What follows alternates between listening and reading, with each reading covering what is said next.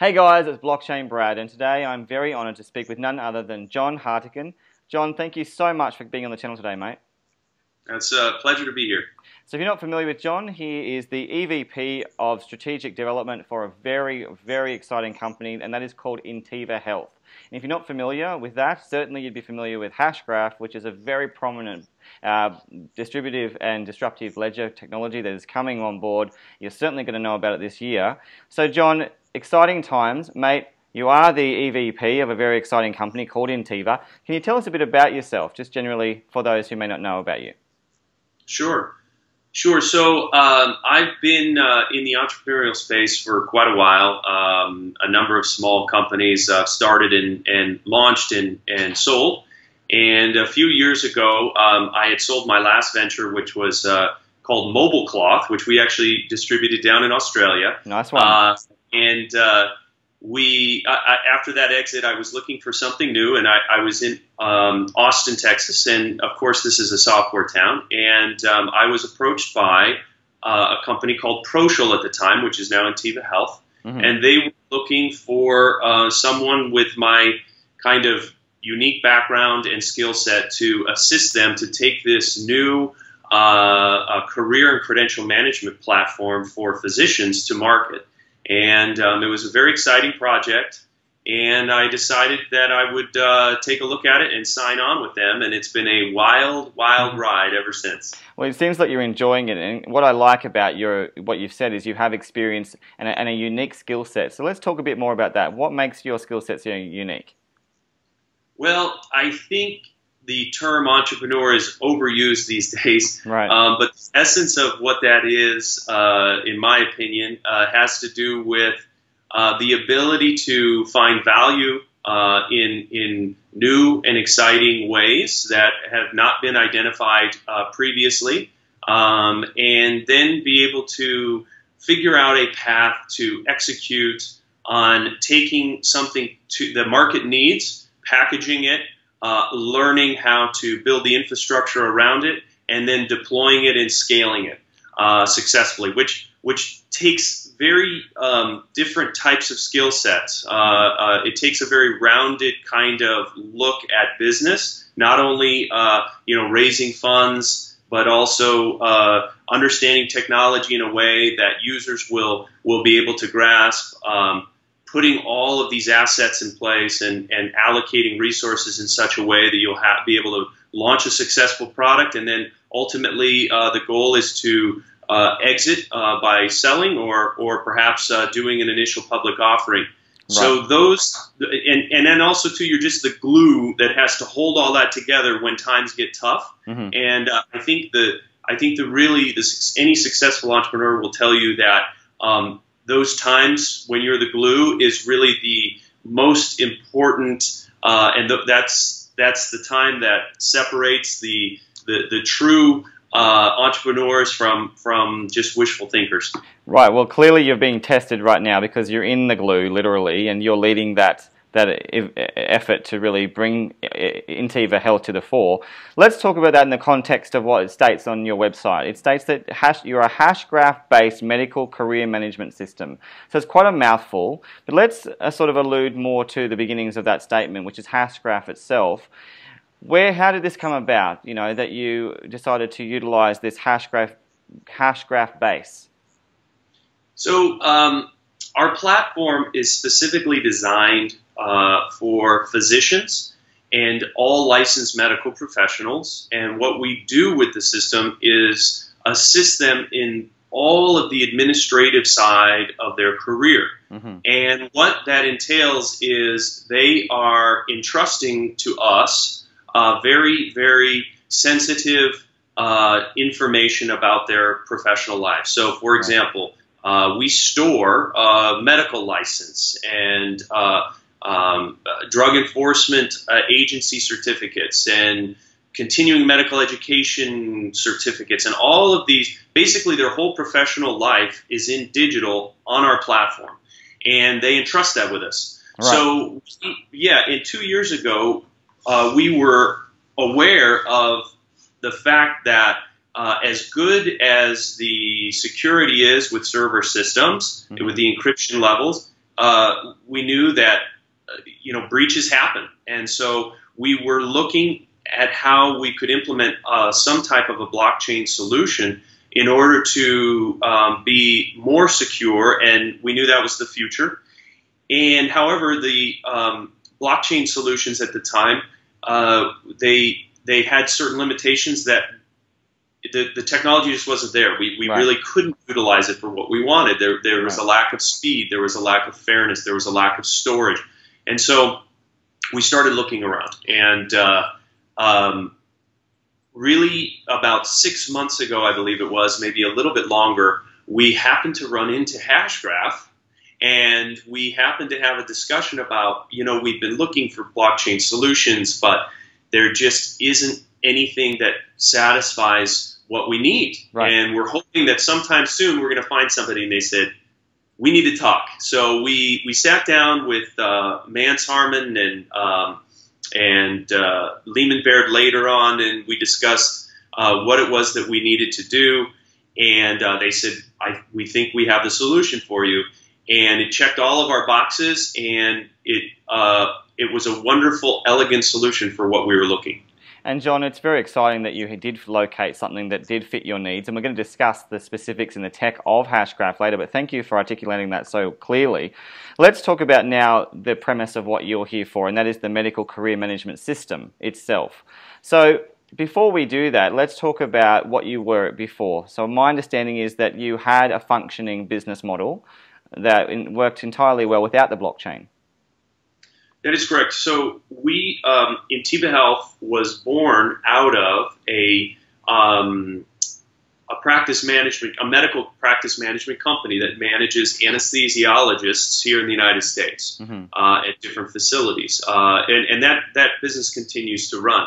And it became evident early on that there was a true pain in the market, and we were experiencing it dramatically in the inefficiencies of the administration of practice management, and specifically in the placing of physicians into facilities. So if I have a physician and I want to put them on the schedule at a facility, they have to gain privileges at that facility. The facility has to grant them the permission to come and work there. So what happens is they say, okay, Dr. Smith, please send over your credential packet.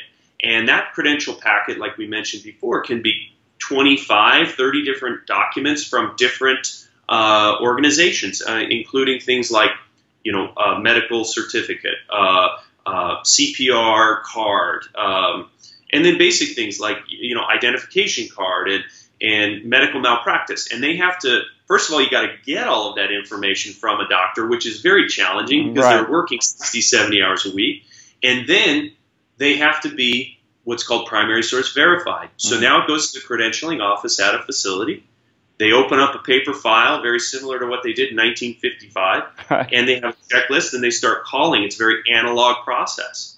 And so what we realized was we needed to make it more simple for the physicians and their administrators, as well as the facilities, to be able to manage these documents and to share these documents in a HIPAA, what we call HIPAA compliant manner. Right. And so we built that platform, and prior to the Hashgraph integration, and that platform operates today in order to streamline and automate those administrative processes. I see. So the relationship between Hashgraph and the pre-existing company worked perfectly. It was a perfect synergy because you already had much of the fundamentals already built out that we're going to unpack today. Right. Well, that certainly explains also why you can expedite the process into the blockchain. Exactly. Well, and so here's the big secret sauce of what we do, and what Hashgraph allows us to do will be to primary source verify this digital packet of documents instantaneously. So where that process of picking up the phone could take literally weeks, and in some cases in big organizations it can take months to finalize that paperwork, Once the Hatchgraph integration with Intiva Health is complete and the physicians have those digital packets in, you will have instantaneous verification on those documents that can then go directly to the credentialing board at the hospital, and they can make their decision about that particular physician or other licensed medical professional. I see, and I can only imagine what that's going to do for the industry itself in terms of affording more time for what really matters, and that is patient care. And we'll talk about that later. But let's discuss now the problems of the centralized and perhaps traditional industry itself. You know it very well, and no doubt that was the premise for building out what you have so far. So what are the main problems that you specifically have been addressing for these past few years? So the way that the system exists now in the marketplace, you have all of these different silos of information that do not talk to each other. Right. And we built the model in such a way that a couple of different things that we focused on. Barriers to entry, we tried to make them as low as possible. So, for example, the platform is 100% free for the physicians and licensed medical professionals to use. Okay. It is also free for the facilities to use. Okay, and this is really key. There is nothing out on the market like this right now. And the reason that's so important is because we need these people to talk to each other. We need the facilities to talk to the physicians and the physicians to talk to all these different facilities without any barrier. The current model is you have the SaaS model at the hospitals, and they all, hospital A, hospital B, hospital C has this physician's information in different silos, and they're all in different states of accuracy and timeliness. But they don't talk to each other. I see. So we built the platform around the physician, okay? And all the facilities can now tap in, now anonymously, of course, they can't see each other, but securely and anonymously they can tap in to the information of that provider. And if the provider allows, they will be able to administrate for that provider, meaning they will be able to update information. So if facility A has a document, an updated document, they put it in for that physician, and now all the facilities benefit from that facility A updating that document and the physician. And so now what we built is a house of trust around that provider with the most updated and timely information. And then we date and time stamp it and hash it. Right. And now you've created an immutable record and reputation build of that particular licensed medical professional. And that's the beauty, I suppose, of the distributed ledger nature of this. And there's nothing like free information for this industry, particularly from a doctor's standpoint, from the top down, to incentivize the applications and use in the robust sense that you are trying to advocate for, to break those barriers and those walls down that we see in traditional medical industries. Exactly. So let's talk about that. Let's move on and talk about perhaps the next aspect of this, and that's the automation aspect of credentializing and continuing the education and communication of your network. Why is that automaticity so important? We've alluded to that with Hatchgraph, but again, that's one of the cornerstones of what you're doing. Absolutely. So currently in the market now, a provider online, in order to have the utility that we have in one platform, they have to visit many different types of applications.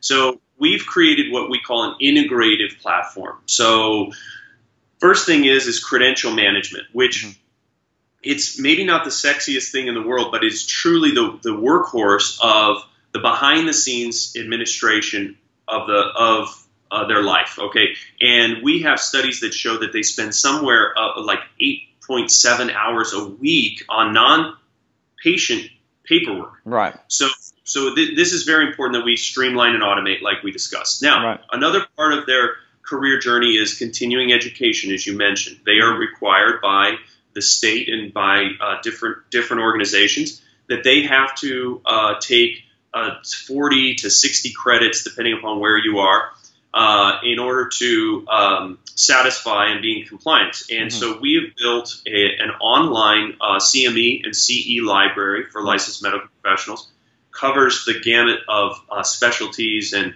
topics, We also work closely with a number of education partners who offer live and in-person courses. And then they are able to take those courses, on their mobile phone. They're sitting in an airport or they're on an airplane, very convenient. And that information, to make it more simple, they can put those CME certificates, because they need to keep track of those credits, back into their safe or into the credential management portion. Right. Additionally, maybe they've been thinking, I want to get out of the Northeast United States where it's cold all the time and there's too much snow, Right. and I want to go down to sunny Florida, or I want to go to somewhere else. That we have over 9,000 job opportunities for physicians and nurses and mid-levels in our platform that they can apply for. And then what's nice about that is if they apply for the job and they say, okay, great, send us over your credentials, they can easily communicate those credentials with a click of a button to that particular provider in order to gain privileges. So all of those things working together really create a massive efficiency that currently is in disparate or separate systems for licensed medical professionals. It's all in one, inclusive in our platform. And what's so impressive about this is that that's so far-reaching across all the 50 states right now in the US, no doubt, and certainly all different sectors of the industry, and also different parts of the hierarchy, from the top to the bottom, rather, no doubt are very excited about this, because it really is quite beneficial from the patient right through to essentially the provider of the service, whether it be the doctor or whether it be the hospital itself. But let's talk about that in terms of global reach, because obviously you are in the US and you're focused now, but this potential is global without question. So what are your barriers to entry right now, and what are you doing to consider or move into the global space? Well, what we wanted to do was first hit the United States and do it right. That was our main thing. Build it out correctly, and to establish ourselves in the States. And we knew that once we were established in the States, which, as you know, is a very complicated space. Our healthcare system has gone through a number of updates and changes, and I know a number of countries look at us as though we're crazy for the way that we do our healthcare. Especially Australia. Right. So we thought, well, if we can do the States, we should be able to do other countries as well. And when I was at the Hashgraph event in New York recently, I was approached by an English lady who is on the Council for Decentralized Ledger Technology, and she asked if I would please come and speak over there in London to their board, because she said we need this system and we need it sooner than later.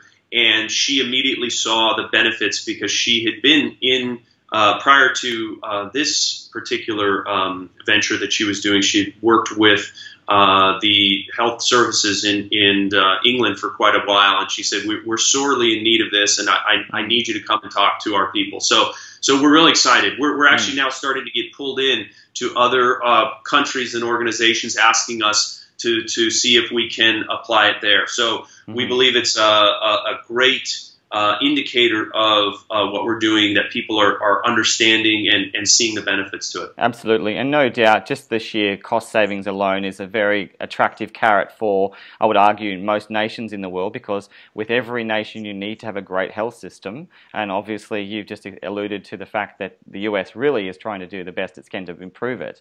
But considering that the scope of this, surely you can see also the synergies between decentralized marketplaces and even developing nations. So in that respect, are you also, as you've alluded to, people are coming to you, but are you also reaching out to nations and connecting with them, or do you plan to? So that's a great question. We have been looking at how we can apply the model across multiple types of either states or big organizations, and how the best way to deploy the model would be.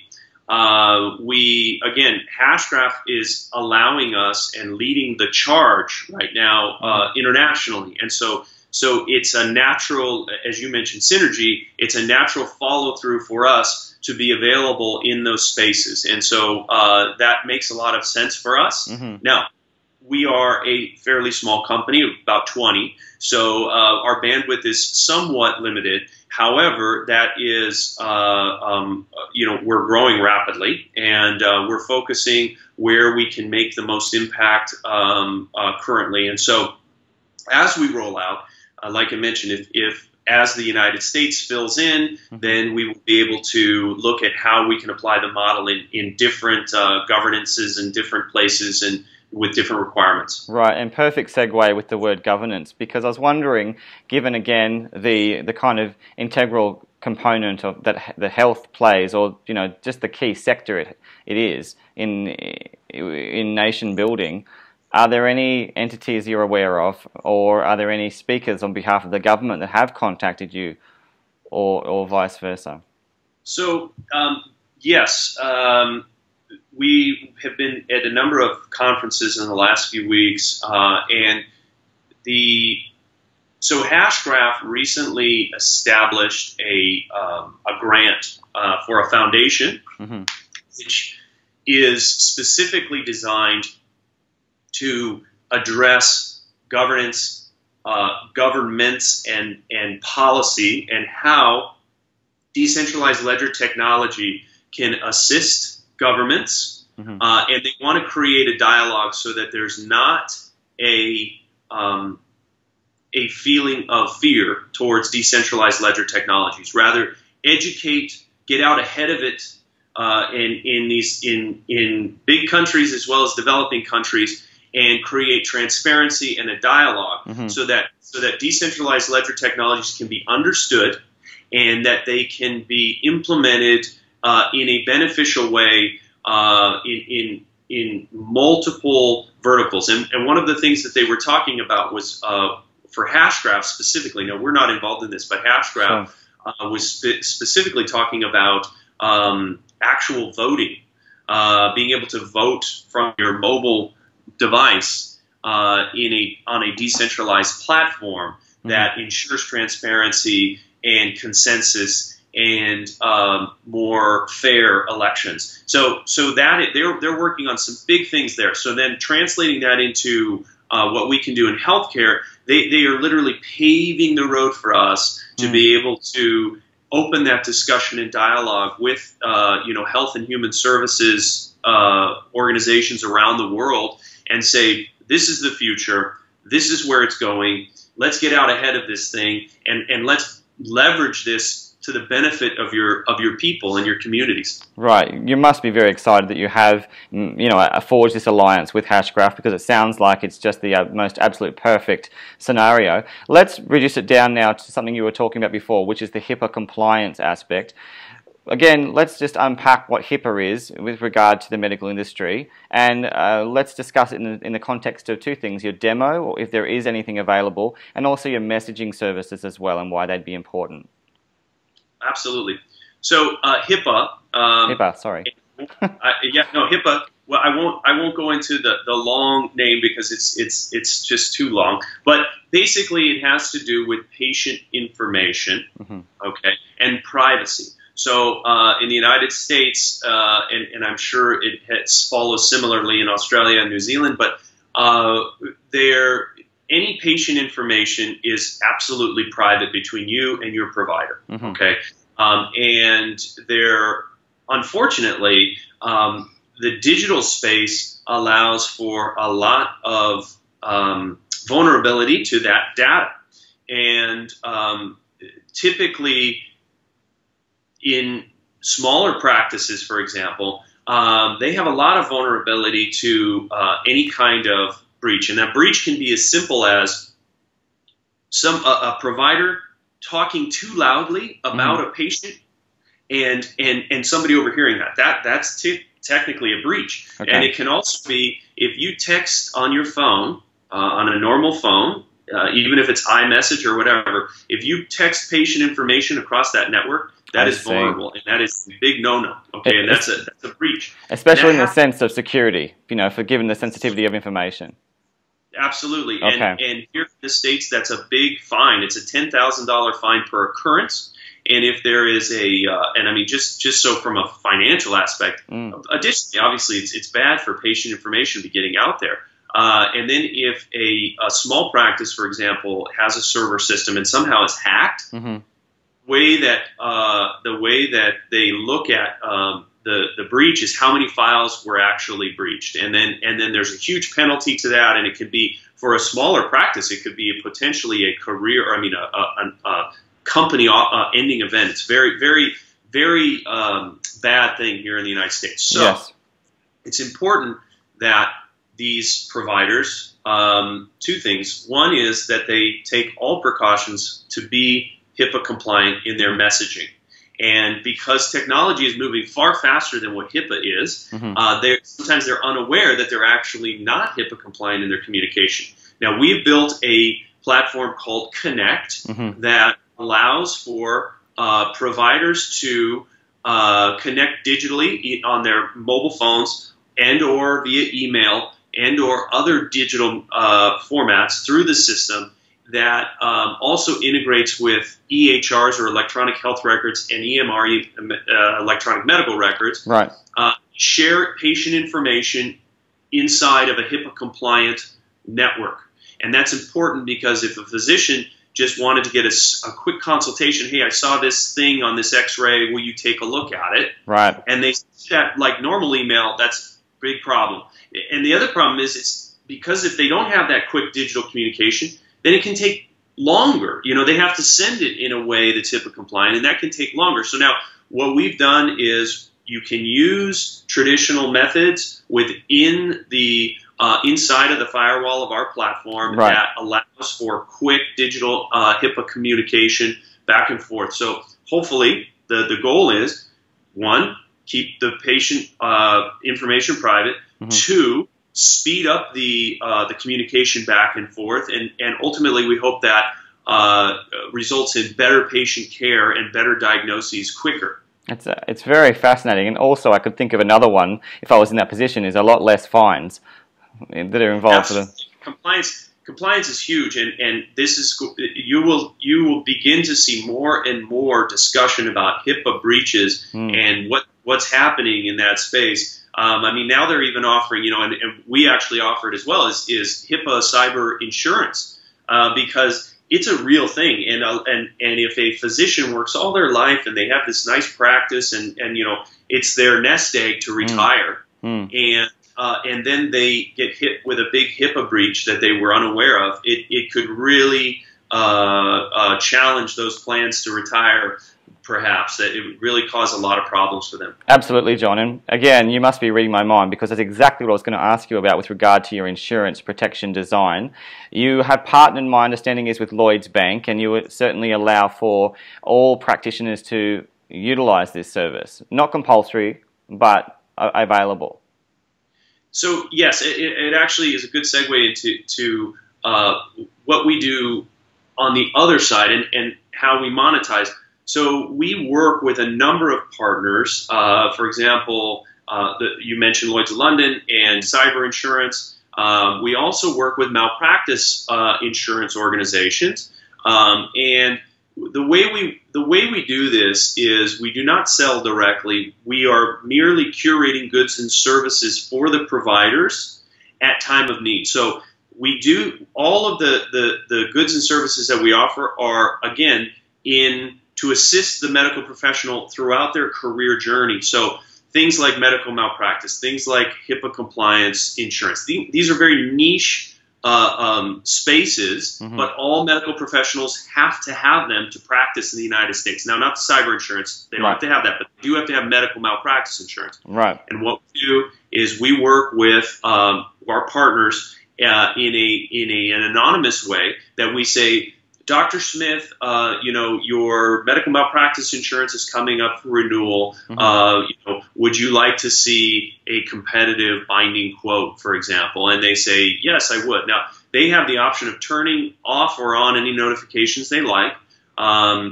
They completely control their experience within the platform, and it's a sponsorship type model. So another thing that we do is, again, all providers require continuing medical education, and we have cardiologists in our platform, and they say, hey, I would like to know about, we say, would you like to know about the newest cardiology CME courses that are coming out? And they say, yes, I would. And so then when the new course comes out from American Heart Association, for example, or another osteoporosis foundation or something like that, we let them know, Dr. Smith, the latest course on, blood pressure, which the blood pressure stats just changed, by the way. Right. So the latest course on the CME for AHA came out. Would you like to take a look at it? And then they go and they take that course, and we get a small portion of that, those funds, and that's how our business model operates. I see. So what's really clear from that is that with all the different partnerships that are emerging, and we have a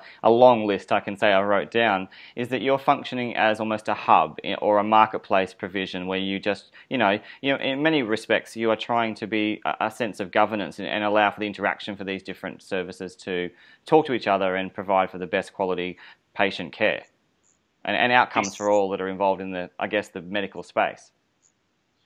That is the goal. The goal is the goal. Our vision statement is literally to give physicians and licensed medical professionals back their time. Right. And we believe that when we give them back, even if it's a few hours a week, we believe that translates into maybe more sleep, better patient care. Maybe they spend more time with their families. Maybe they see more. Maybe they see more patients, and they can assist more people. But we believe that if we can fix the administrative and bureaucratic problems, the red tape, for them in our platform, that will translate into big payoffs in patient care. And John, what's very interesting about this comment you've made is that, yes, you're focused primarily on one specific industry, that being the medical, but there's absolutely no question that if this plays out, and already it is to degrees or with the current initiatives you've put in place and the current structures, but the implications for this to flow on to other industries and if indeed the entire national economy in terms of productivity. Because it's not just going to affect the doctors, it's also going to affect the multitude of people in this sort of range of and scope, from as we were alluding to, the patient through to all stakeholders in the medical profession. And that in itself, with quality care, is going to then improve productivity all around, given that everyone at some point in their lives is going to utilise, the medical industry in some way, whether it be for their own benefit financially as a practitioner, or whether it be as a patient. Absolutely, that is correct, and something you said that is important about the stakeholders, and something that we firmly believe, and because we've experienced this, many people are attempting to fix the healthcare space in many different ways, and there are a number that are, fixing electronic health records, EHRs and EMRs, and those are good things, and they need to be. We believe that change in the healthcare system in the United States must be done via the licensed medical professionals, because the licensed medical professionals, the physicians specifically, they truly are the stakeholders and they are the influencers in the space. They sit on the boards, they sit on the committees, they run the budgets, they are the ones that the CEOs and the COOs, they go to when policies need to change, and they have discussions, and they influence it on every level. So we believe that for real change to take place, that the physicians and the licensed medical professionals have to be at the forefront of that. And you're making them more conversant, which is really the gem, I guess, in the mix, is that they're no longer in isolation through your design. If we could now talk about one of the key features, and that's your ReadyDoc, with regard to your first credential management system. A very innovative design, certainly something I want to know more about. So what is the ReadyDoc and why is it important? So ReadyDoc is our embodiment of the instantaneous credential verification system. And this is what the Hashgraph implementation facilitates. We talked earlier about the credential process or the gaining of privileges process that currently exists, and the ReadyDoc is basically a play on words and the idea that it's a ready doctor. Okay, so in essence, that when a provider needs either a facility needs a provider to come on to staff and go to work, okay, or a physician wants to go to work as soon as possible, that we cut down that credentialing process, the granting of privileges process, from potentially weeks or months, like we mentioned. Now we can't actually do the privileging granting, but what we can do is we can get all of the administrative stuff done very quickly via Hashgraph, which puts the immutable time and date stamps on these documents, establishing the reputation and the provenance of that provider. Because, like I mentioned earlier, currently it's done analog. There's a paper file they go through. Now they, of course, can use the internet on some cases, but it's a very, very old system. Sure. And we put it into the platform. We create a digital reputation for that provider, and immediately they know that that guy's ready to go to work or that lady's ready to go to work, and they can send that to the privileging committee, and they can say, Dr. Smith, we welcome you to work here at Mayo Clinic, or whatever that is. Now, that additionally benefits all the smaller clinics, and let's say they want to do a temporary work. Right now, if they want to go and do locum tenens or some other type of short-term work, or even a mission trip or some way to facilitate others, a lot of times they have to go through the credentialing process again, which is very arduous, and they may say, I don't want to do it because I just want to deal with it. Which would be a shame. Exactly. And now what they say is, oh, well, I just send them my link and they can see that this is done. And, Mayo Clinic over there, I was good enough for them and they privileged me. And here's the date and time stamp that all happened. And now, boom, it's done, and everybody benefits from everybody else's primary source verification. And we see this going round and round. And as time moves forward, just with the Hashgraph, if you've been understanding how Hashgraph works, the reputation and provenance of that provider gets more and more established, rather than having to recreate the wheel every single time they go to a new provider, a new facility. Right, and the fact that strengthens, again, I can only imagine what your pitch scenarios must be like when you travel, because the industry itself, anyone who listens to this pitch, must be very excited. And we're going to talk about how far-reaching the partners are right now, but I would imagine that every single time you go into a conference that you walk out with someone saying, stop, please sign me up right now. If we could talk about now, I guess, the job search solution. You've alluded to that there's currently 9,000 clinical positions and locum tenens available. But, what do you foresee? That's a number that's relevant today, but surely there's more coming. Yes. What we are attempting to do, again, is to create a top-notch curated experience for the providers. So with 9,000 positions in the system, these have all been vetted that they are actual positions, accurate, because right now, unfortunately, in the space, there are a lot of less than accurate job postings out in the medical space. Right. So there are some I don't know if I want to call them bad actors, but one of the techniques that some of the recruiting organizations do is they'll just post a kind of job that may not even be available anymore, but it sounds really good, and then they'll get interest in that job, right? And then they'll use that information to try to market other jobs to that particular individual. This happens all the time in nursing, for example. Okay. Or I don't want to say all the time, but it happens in nursing. And so what we're doing is we're, first of all, vetting our partners to make sure that we are providing, accurate information about timely jobs that do, in fact, exist. And we are working closely with our partners to make that process as fast and clean and easy for the providers as possible. And so if you can imagine last time you went to go for a job, okay, right. As a candidate, right? What is it that you want to avoid? You submit your application, right, and then you get them all of the documentation that they ask, right, and then what happens? You wait, and nobody likes waiting. That's true. And you sit and you wait and you say, did they get my info? And you wonder, should I call them? What should I do? All of this kind of stuff. So that tension, there's that kind of a tension or an anxiety waiting because you really want to know because you're trying to plan the rest of your life, right? Exactly. Now, that's on that side, right? And then on the other side, the recruiter, right, they get paid once the provider actually gets the privileges and is in place. So they have to wait as well. And so they have anxiety on their side. They say, oh, geez, I sent the packet over. I don't know if it's been verified or what.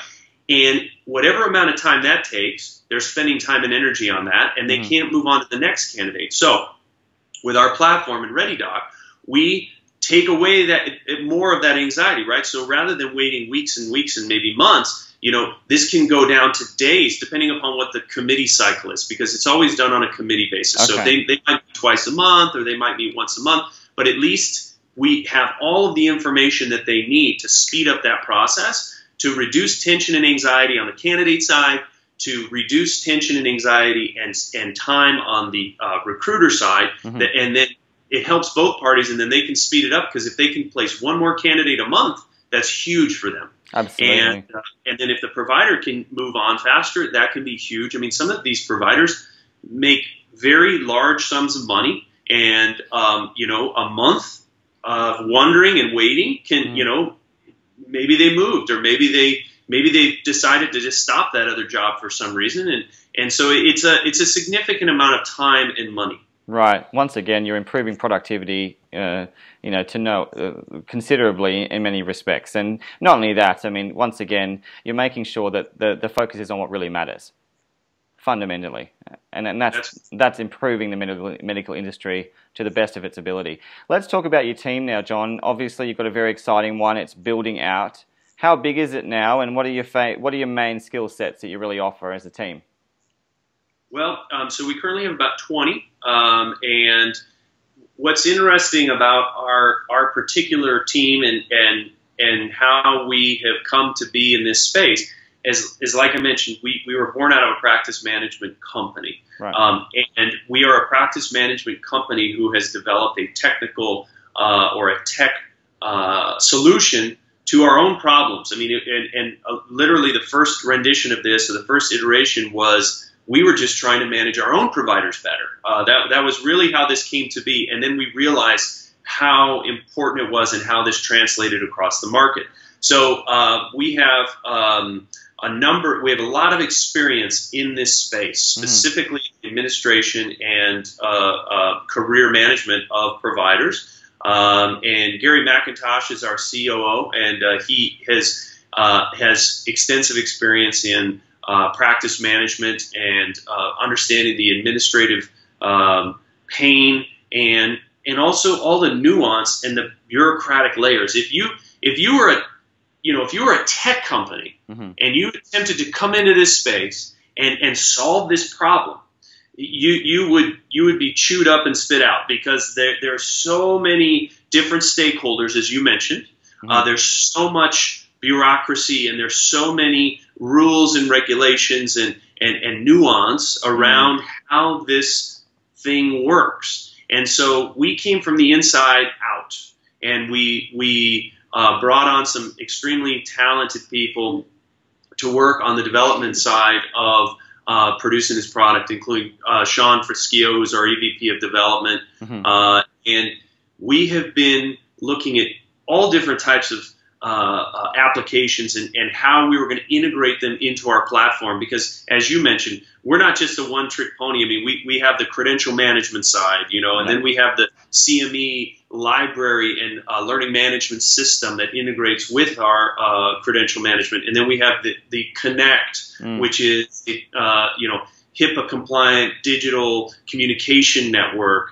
and then the job. So there were a lot of disciplines that we had to bring together on our team in order to fulfill the requirements that we had for the platform, and we found an excellent team to do so. And clearly you've thought of all the different facets and addressed them with your team. And what's impressive, once again, is that you've done this for a few years. It's not just, suddenly think of the theoretical value of in the blockchain, which we're seeing a lot of, in fact. Now, if we could talk about now Hashgraph just in a very simplistic sense, because obviously it's quite technological. It's very tech-heavy. But what is very impressive and what I've read in your information is that it's 50,000 times faster than the blockchain and has unparalleled standards when it comes to HIPAA security. 50,000 times faster than a blockchain, that's a huge statement to say, but again, it really bodes well for your selection.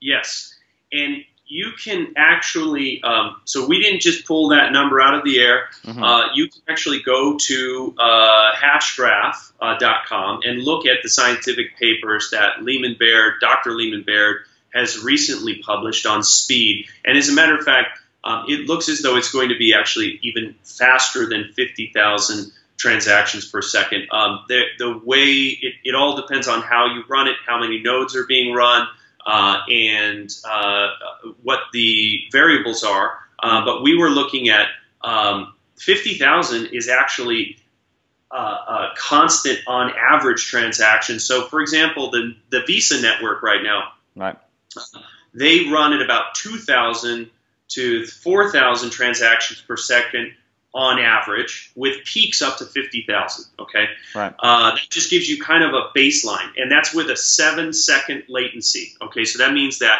within 7 seconds, they're going to get a confirmation back to whether the transaction went through or not. Okay, so that's just to give you an idea of an international credit card company. I see. Okay. So that's 2,000 transactions per second, 7-second latency.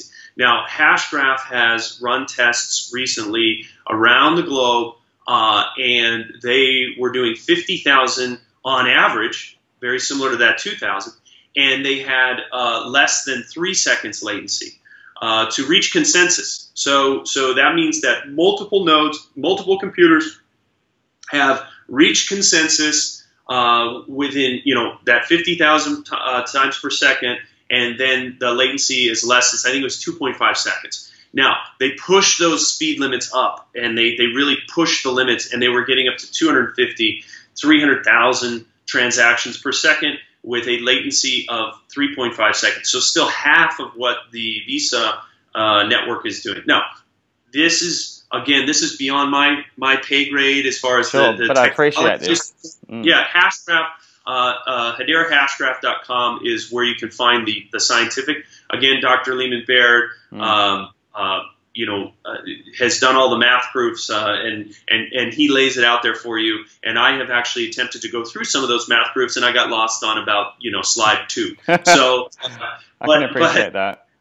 But the other thing about Hashgraph that is extremely important in what we're doing is the fairness of date and time stamps. Mm-hmm. The way that the Hashgraph consensus algorithm works is it does gossip of gossip protocol. Right. Okay. And anyone can look online and find some of the information here. So gossip of gossip. So one computer tells another computer, and then those two tell two friends, and then so on and so on and so on. I don't remember that commercial, but yes. I tell.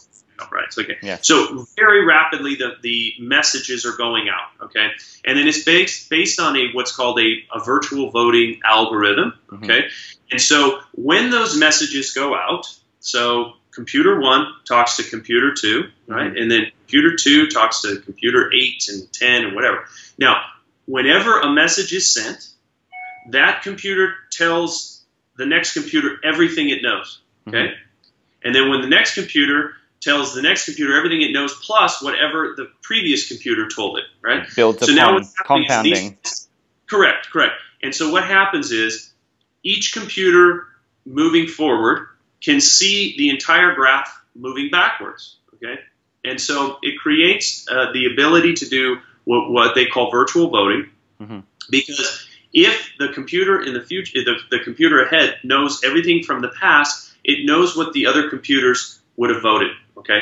Now, again, there's a very simple explanation of Hashgraph and how this works. But this is how they achieve consensus, because they have visibility backwards on all of the information that has been put forth. Mm-hmm. Now, if in the future, if in, let's say in the third or, eighth iteration of this gossip to gossip protocol, we have a bad actor. Let's say somebody's either not responding or broken down, or yes, a link in the chain, a weak link in the chain. A weak link in the chain. Well, what happens is all the other computers say, okay, Johnny over here is giving us some weird information that doesn't add up to all of the stuff that we've heard in the past. So therefore, we're leaving Johnny out. Okay. Now let's say it's Johnny, Susan, whatever, Billy. They can see, cluster. Maybe there's a bad cluster. Well, what happens is all of the other machines or all of the other have already reached consensus, and they look back and they say, wait a minute, they're sending information that it does not jive with what the other computers have told us. And there's something wrong over there, so we're going to ignore what they're saying. And so in a typical blockchain, right, you're going to have miners and proof of work. Right. This is much faster because it's virtual voting. And you can see how Hashgraph can isolate those computers that may be bad actors or just functioning improperly. Yes. And Hashgraph actually reaches true consensus, a one-to-one consensus, as to where blockchain only gets closer to consensus. It never actually reaches a one-to-one consensus. It just gets more and more and more close to a consensus, to the point where it becomes obviously very reasonable to assume that whatever that decision was is correct. Now, what's really important for us is date and time stamps. Yep. Because that establishes reputation. Now, in blockchain, there is the ability for bad actors, even miners, not saying that they're bad actors, but say miners have the ability to influence which transactions go first or second, or they can influence how that looks, especially if there's multiple forks. Essentially, it's the subjective element. Correct. There's a subjective element. Hashgraph eliminates that. Right. And how they do that is they take the mean, okay, the middle state timestamp. So, because if you were to look at all the computers, when did everybody get this message, or the majority of the computers get the message, right? When did that actually happen? What was the date and time of that? Now, what you're going to have is most of the computers. So you're going to have a big long list, okay, and you'll have a few outliers, okay. You might a few seconds. It might even be, let's say you have one computer that just is set for 2050 for some reason. They decided they wanted to be nefarious and do that. So that's fine. But what you do is the way that the algorithm works is they take the mean, they take the one in the middle. And what you're going to do is you're going to have a huge lump of these date and time stamps in the middle. They're all going to be very, very close to each other. And so even if you have a bad actor at the top or at the bottom, they will literally only move that date time stamp a fraction of a fraction, because the mean is truly representing where that date and time stamp are. And since everybody else in the consensus algorithm has agreed to that, and they put consensus on it, that is the truest date and time stamp available in any system. And so therefore that allows us to establish the reputation and provenance based on that date and time stamp. I see, and obviously that's imperative, given that you really want to try and get the facts. You want to try and get the exact date and time. You want to try and make sure that's applicable in the real world. So why not get as close as you can? Absolutely, and then additionally, the thing that we haven't really talked too much about, because people are starting to understand the importance of security. But so Hashgraph's tagline is fast, fair, and secure. And so the security aspect of it. Now, what this allows us to do is to take a provider, a medical provider, a physician, or a licensed medical professional's packet of information, and literally put it into a decentralized ledger into different nodes. And we actually do something that we call, so there's a couple of terms out there floating around right now, something called sharding, and then we use a term called fragmentation. So what we actually do is we actually fragment the documents across multiple nodes with one key, so that that particular document cannot be hacked in any one set of nodes. So even if I was able to be a bad actor and go in and hack a node that had to do with Intiva Health, and I was able to extract information from them, it would be complete. It would be totally incomplete. They would not be able to have that. They might get a 5 pixels out of one document, right? And then what we do is it goes in, it gets fragmented out. Yep. It's all around that particular provider. Then when we recall the information, it gets all put back together. So it is the highest level of security for credential information that we know of. There's nobody else out there doing anything like it. And what's fascinating also is that there's nothing in traditional marketplaces like this. You know, you could go and do this comparison to anything out there, regardless of whether you're using blockchain or not. What blockchain does afford is this fragmentation, and you're arguably one of the best, if not the best, right now for security reasons. So fascinating. Thank you so much for that. I'm very impressed you knew that much about blockchain. Didn't expect you to know quite as much. So thank you so much. Let's talk about now your devices, because that's an imperative for access. I noticed that very soon you're going to roll out access in iPhones, iPads, Androids. Let's talk about that. Yes, actually, so part of the platform is currently available on iOS and Android. Mm-hmm. We've integrated some new systems that are not currently into the app yet, so that's what the next iteration of the app will provide for the iConnect, for example, or for the Connect, and as well as for some of the other feature sets that we're going to be rolling out here very soon, sure. And including Marketplace and some things. I also wanted to talk to you if I'm not sure if you're familiar or know about this yet, but we will be doing a utility token for the platform, and so that's something we're very excited about. We're going to be launching that a little later this year, mm-hmm. And so we're doing an actual token sale, as I mentioned, starting April 19th mm-hmm. Is the pre-sale, and the token will allow for providers to earn tokens by taking certain actions in the platform, as well as administrators and other partners will be able to earn tokens, and then they will be able to exchange exchange in the system and or purchase goods and services within the platform, mm-hmm. continue medical education, insurance, and a number of other things. And what that does is it allows us to have the best and most the highest level of veracity of the data around mm-hmm. that provider, and incentivize those doctors as well as the administrators to use the platform for all of these different things. So we're very excited about that. Getting back to the mobile devices, though, we should be, I believe the new app is going to go live right at the end of April, the beginning of May, and it will be incorporating all of, I believe, the ReadyDoc, as well as Connect and all the other feature sets that we've launched on the desktop version. That's going to be exciting, because obviously that's just going to make it even more user-friendly, make it more applicable, and make sure people can essentially experience what is Intiva Health in a much more robust sense. Let's go back again to your address of the ICO. Let's go back again to the token sale, because that's important. I don't want to overlook those dates. So first of all, what was the date that you did say? April 19th is the pre-sale, and we're actually entertaining some private sales currently. Okay. And what made me think of it was when you talked about the mobile device. It went directly to wallet. No problem. I apologize, no problem. But no, that's fine. But we're excited about that, and we've been at all of these crypto conferences, and we've been talking about that. And what I'm so encouraged about is the idea that you mentioned earlier before we went on air is there's a lot of ICOs out there right now, and yes. We are very excited about a utility token, a true utility token that can be earned and also can be spent within our platform.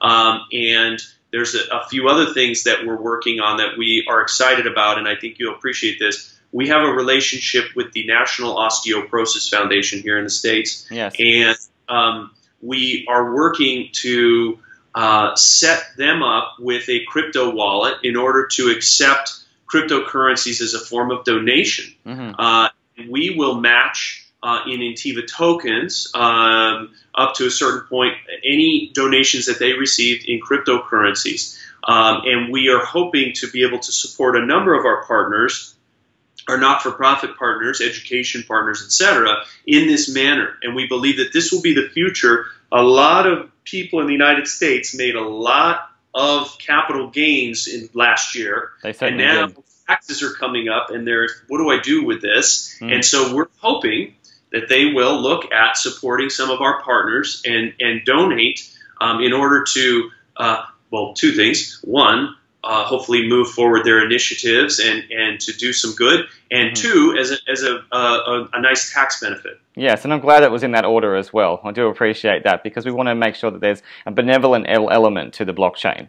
Absolutely.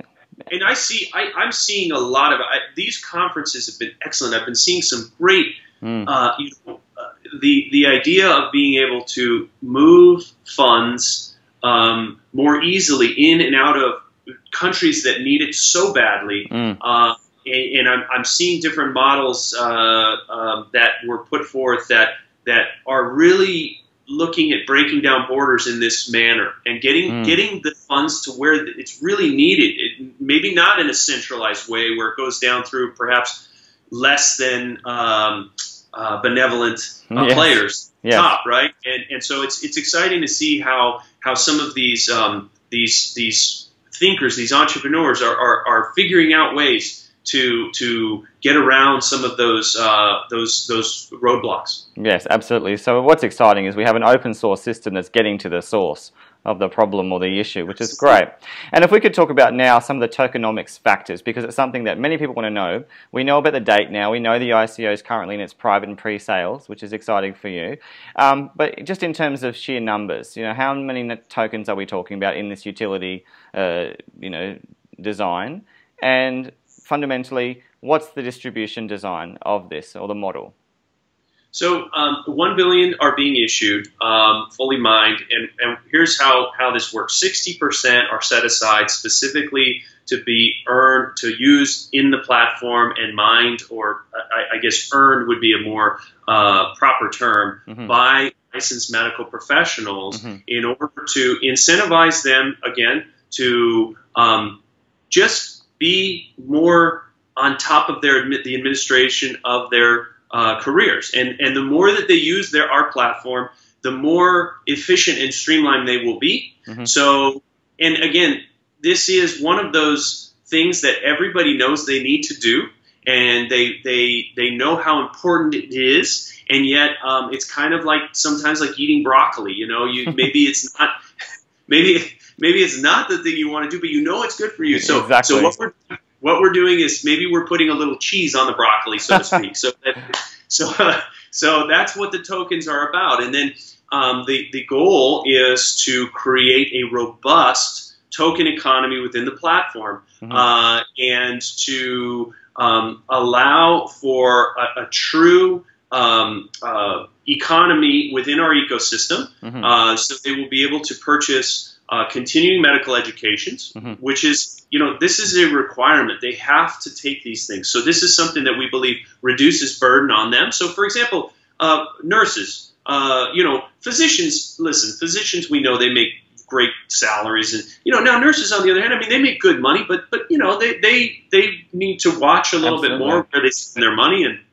And so this is a way for them to administrate their careers more effectively and efficiently, as well as earn rewards, so to speak, so that they can actually purchase continuing medical education courses.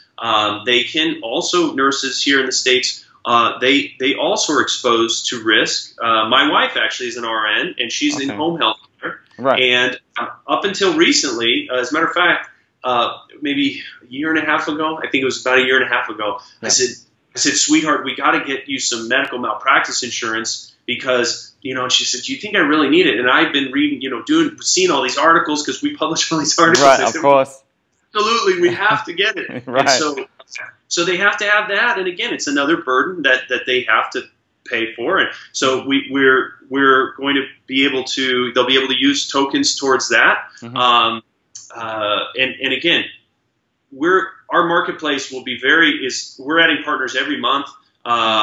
We have literally like scrub companies and the surgical scrubs and gloves and I mean shoes and the whole thing. Our plan is to build out truly a very robust marketplace that will be able to use the tokens in a very short order. And what's exciting is that, it is a genuine and authentic utility. We often see, and we need to talk about this now because often there's this misnomer perhaps with some designs that they are a utility when in fact they're a security. So let's talk about that in the context of the SEC. We were discussing this before we started. It's important that we do identify some of the concerns of the SEC going on right now, and what are you doing to redress, the concerns of the team?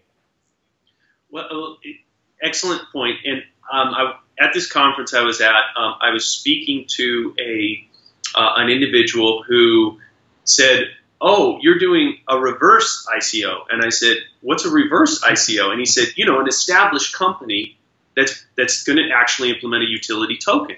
And I said, "Oh," I said, "I thought that was just a token sale." And he said, "No, that's what we're calling it, because in this space you're seeing a lot of great ideas on paper, and then they're raising through an ICO, and then what happens after the ICO is kind of anybody's guess, right? I don't know. And you're seeing stats now where a number of these ventures are similar to kind of the .com boom, where nobody really knows. So we are approaching this very differently. We absolutely see the intrinsic value of providing a token, a way for our users to interact and exchange and engage with each other. And so to address the latest SEC guidelines, we are following what's called a Reg D, 506C, and we've actually established Intiva Token Inc., where accredited U.S. investors will and can purchase shares in Intiva Token Inc. And then tokens, utility tokens, will actually be issued to them as a shareholder benefit. I see. And we believe that this model, we're also doing an international sale as well. We believe with this model we will have approximately 50% of the sale in the United States and approximately 50% outside. Now, we don't know that for sure, but we've garnered a lot of interest because we're trying to get out ahead of the SEC guidelines, and we're being as transparent and following above board and open as possible in order to satisfy the requirements that have been set forth and the definitions of a utility token, which is truly what we have. I see. And you're injecting equity into the design, and what's very fundamental is you're providing access for the very people who need it, and that is the people in the US. Absolutely, and we believe the international exposure will also, as we mentioned earlier, garner interest from other governments and from other healthcare organizations outside the U.S. that will also pull us into those discussions. And we see this model with the accredited U.S. investors as a real and legitimate way for interested, perhaps hedge funds or other types of investors, high net worth individuals, family offices who are interested in perhaps a little bit more the crypto world, and they wanted to get in, but were not comfortable with the model prior to what we're doing. Right, because essentially we're now moving away from just an investment in ICO platforms into something that has real world value. Obviously, you were alluding to something interesting before, and that is partners. Without going into the number of them, what is key is that you're building, as you said, they're growing every month, I think was the phrase you made. How's it building in terms of the projections for this year? So that's a great question. We actually, I wish I could announce it now, but I can't. We have a huge partnership. It can be said. I would like to. I'd probably get myself into a little bit of trouble. So fine. I have. I'm confidently can say that. How about we do this? I'll do a follow up with you when it is announced. It's a very large organization. We're very excited. I can't announce the name just at this moment, but some big partnership announcements coming up that will truly set us apart from, well, I mean, we're already set apart in a lot of ways, but this one is a big one. So looking forward to announcing some of those. But yes, we are working with some of the preeminent education companies in the medical space. Again, we're working with a number of associations and societies which are fundamental here in the United States as far as shaping policy, shaping, they're on the forefront of education and on, what the trends are and how things are changing in the United States. And those associations and societies have been very beneficial to us, and we believe that we've been beneficial to them and their members as well. And so we will continue to sign up as many partners as we can this year. Also, just healthcare organizations, hospitals, clinics. We've been steadily increasing our ranks, our usership, and on both the administrator side and on the individual provider side. And that continues to march forward and scale quite rapidly, which we're very excited about. And I think with all of this PR and press about Hashgraph and what we're doing, we see that just hopefully rocket ship to the future. Absolutely. I'm glad it wasn't the moon in the future instead. And on that note, obviously you're very excited about future directions. There's a lot of potential here and it's moving exponentially rather than, at a snail's pace. It's been an absolute honor speaking with you, John Hartigan. I have learned so much more than I expected to about what is Intiva Health. Clearly you have chosen one of the most exciting blockchain designs on the planet right now to couple with what is a pre-existent design that you've created with your team. I sincerely wish you all the best, but you certainly don't need luck. You've created your luck with due diligence, with a lot of hard work, and now you get to reap the benefits and really explore what the blockchain can do in the real world. So looking forward to seeing what comes of 2018 and beyond for you, and I'm really looking forward to speaking with you in the future. Is there anything you wanted to add to finish off, John? No, I just wanted to say thank you very much. Really appreciate it. Really appreciate you staying up late to talk to me. I would like to shout out to my sister Colleen down there in Cutbank Creek. But no, a pleasure talking with you, Brad. I hope to talk to you again soon. I'll keep you updated on our progress. Absolutely. And once again, it's a great privilege. And for all those who would like to know more, don't forget to check out both Hashgraph and Intiva Health. There are many different platforms. You can go on Telegram and certainly on their websites. But once again, thank you very much, Don, for your time. Thank you. Have a great evening. Take care. Thanks, mate.